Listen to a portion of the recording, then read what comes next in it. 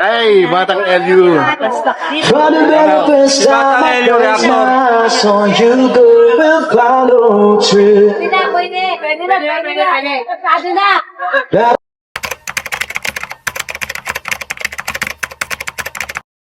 So yun na nga guys, good morning, good afternoon, and good evening po muli. Ito muli ang inyong lingkod, Batang LU. And yan guys, shout out po sa lahat ng mga solid EDC supporters and solid Kalingap supporters. And of course sa lahat po ng aking mga subscribers. May garab shout out po sa inyo lahat.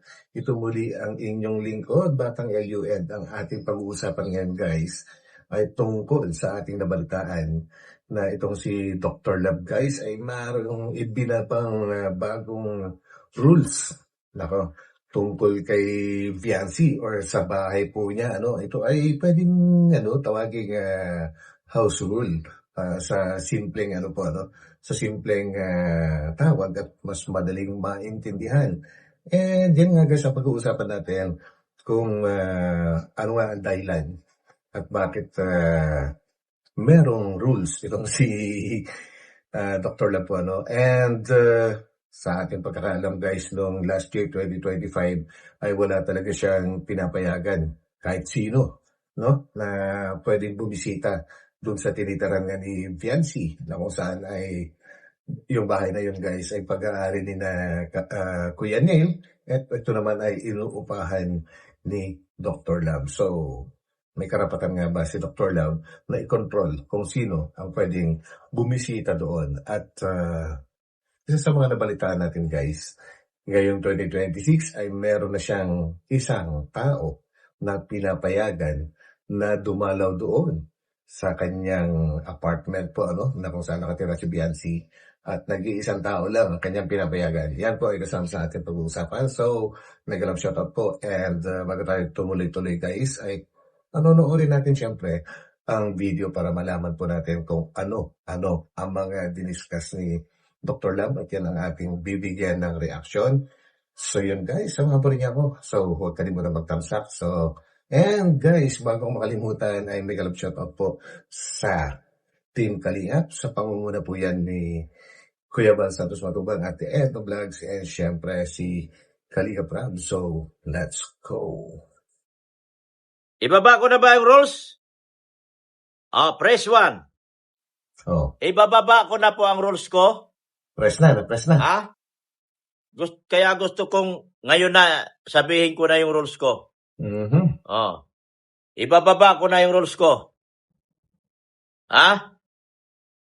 Si Viancy po ay nasa bahay ko na naman sa kabila. Ngayon, meron akong ibababa na rules doon sa bahay ko sa kabila. Gusto nyo bang malaman? Grabe. May rules akong binaba doon sa bahay ko sa kabila. At gusto kong lahat ay pakinabangan ang rules na ibababa ko. Uy. Walang sino mang kukontra nito dahil ako ang inyong boss. Yes, boss. Yung aking ibababa na rules, ako lang ang pwedeng magbaba nito. Walang sino man ang pwedeng magbaba nito, kundi ako lang. Grabe. At walang pwedeng kumontra nito. May rules akong ibinaba doon sa bahay ko, sa kabila. Na mayroon nang pwedeng dumalaw. Meron nang pwedeng dumalaw sa ating dalaga doon sa kabilang bahay. Pinapayagan ko na po kasi 2026 na. Mhm. Dahil 2026 na, yung mga nagmamadali noon na hindi ako nagpapasok, nagkanda baliw-baliw. Grabe. Nagiging baser ko. Nagkanta, baliw-baliw. Noong 2025, hindi ako nagpapasok ng sinuman doon sa bahay ko sa kabila. Binabas ako ng mga siraulong EDC. Aray ko. Mga baliw na EDC. At Ang lupit mga mo, hilaw no? na EDC. At saka ano tawag nun? Mga ano ba tawag yan? Di ba? Rules ko yon noong 2025. Ngayon, sa 2026, may rules akong ibinaba nakapaskil ngayon doon sa gate ko. Grabe guys, no? And ang katanungan kanina guys, no? May karapatan nga ba si Dr. Love na magtatag ng mga ganitong rules? Ayon sa aking, ako na rin nasasagot syempre. Ayon sa aking pagkakaalam guys, ay meron. Meron siyang karapatan. Kahit siya ay isang nangungupahan lamang sa isang bahay. Well, bakit sinabi kong meron? Dahil nga po, ang nabanggit naman po ni Dr. Lab na doon lang naman magiging magiging epektibo lang naman ito doon sa kanyang nasasakupan or inuupahan. Hindi pwedeng lumagpas doon. So, ibig sabihin, limitado. And lalong-lalo na kapag siguro may kontrata naman sila ni na Kuya Neil na sa pamilya ni Kuya Neil, na siya ay nangungupahan doon. So, meron siya karapatan talaga na magtatag ng rules tungkol sa kung sino ang pwedeng bumisita at kung sino ang hindi pwedeng bumisita po. Ano. Dahil yun po ay kanyang parang halos pagmamay-ari na rin po niya yun dahil kanya pong inuupahan. And nabanggit din niya na si Kalingap Edu lang ang pwede pumasok at kung may kasama si Kalingap Edu, ay maiiwan dun sa labas ng gate. So, sa labas ng gate. So, ibig sabihin, walang ibang makakapasok sa gate na yon kundi si Kalingap Edu lang. So, ibig sabihin, guys, yung palang gate na yon ay nakahiwalay. Kumbaga, pagpasok mo sa gate na yon ay ang mapupuntahan mo lang. Wala nang iba kundi sa inuupahan lang ni na Dr. Lampo. Ano? At may sariling gate naman sina Kuya Nel dun sa bahay po nila. So, separated talaga. So, limitado. Hanggang dun lang effective. Ang effectivity ng kanyang rules ay napakalimitado rin, guys. Dun lang sa kanyang inuupahan. So, bakit nga ba niya ginagawa ito? Well, guys, ito ay maganda rin para sa protection naman po ito ni Bianci po, ano, na hindi pwedeng pumasok ang kung sino-sino lang. Di ba?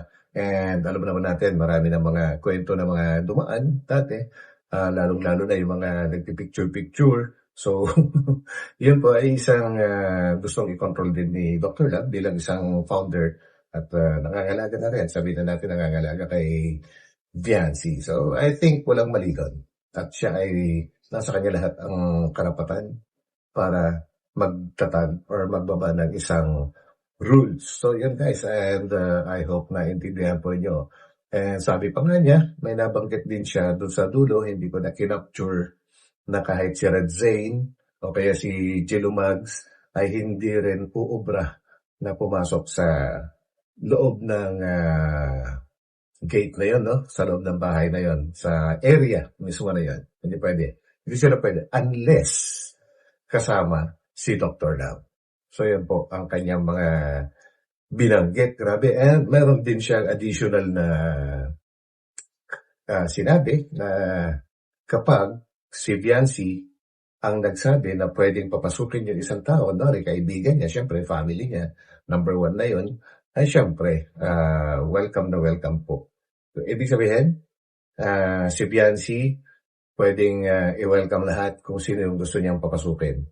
Kay Dr. Love naman, ang kanyang batas, ang kanyang rules, ay si Edu lang ang pwedeng pumasok doon.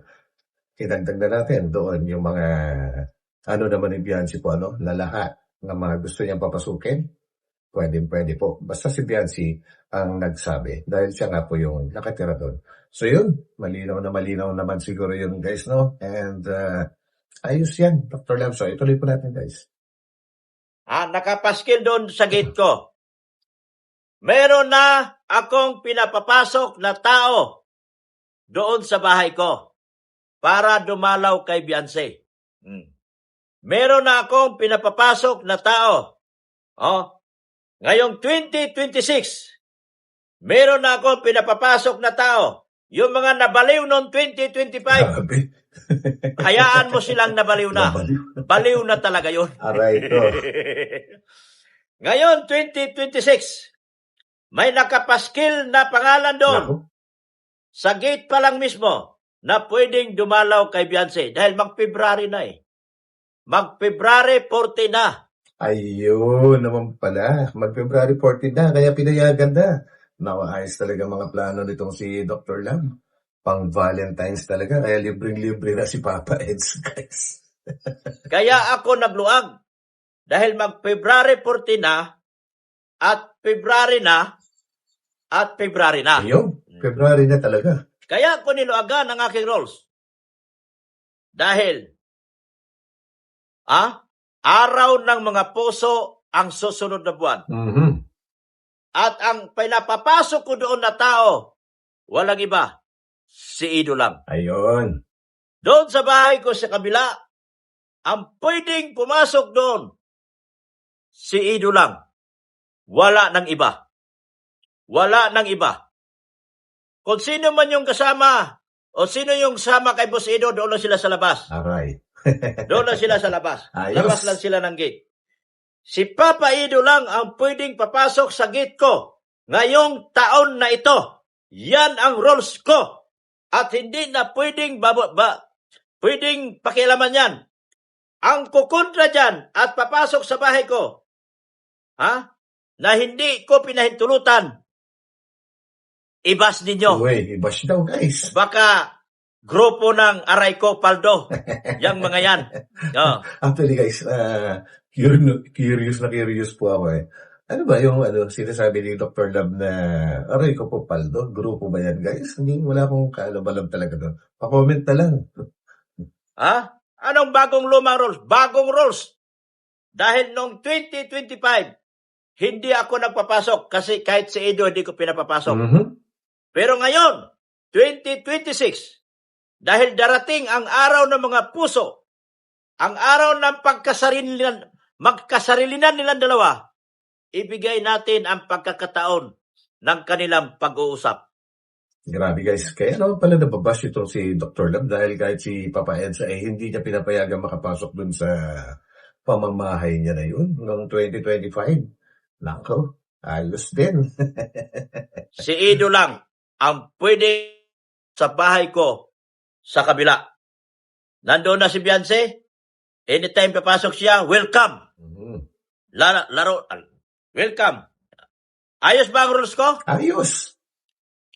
Ayan na. Wala nang bawian.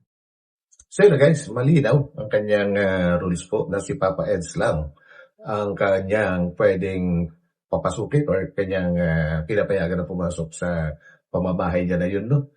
And kung panunuorin niyo po yung buong video ni Dr. Lab, ay doon niyo po maririnig na sinabi niya na kapag naman si Viancy ang nag-decide sa kung sino ang gustong papasukin ni Viancy, ay pwede. Basta desisyon ni Viancy, wala siyang magagawa doon. So yun, guys, grabe, ayos talaga, Doc Lab, yung pala, dahil mag-February na, kaya nagbago na yung rules mo. So abakan po natin, guys.